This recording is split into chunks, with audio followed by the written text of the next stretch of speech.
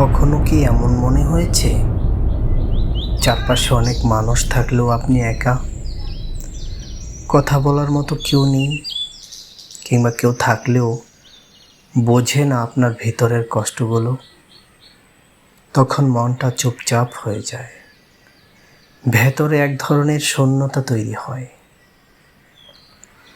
কিন্তু সেই একাকিত্বেও একজন আছেন, যিনি সব জানেন, সব বোঝেন। তিনি আপনার সৃষ্টিকর্তা।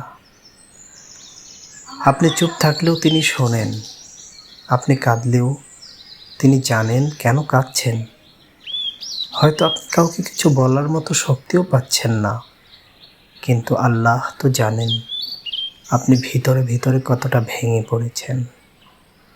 মানুষ ভুল বুঝতে পারে, কিন্তু আল্লাহ কখনো ভুল বোঝেন না।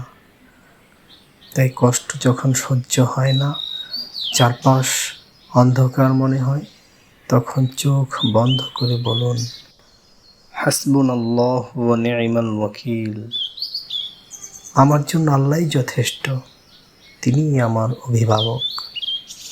আপনি যদি আল্লাহর উপর সত্যিকারের ভরসা রাখতে পারেন, তাহলে দুনিয়ার হাজারো চিন্তা, কষ্ট আর অনিশ্চয়তা থেকেও আপনার মনে এক অদ্ভুত প্রশান্তি নেমে আসবে। কারণ আল্লাহ কখনো কাউকে নিরাশ করেন না।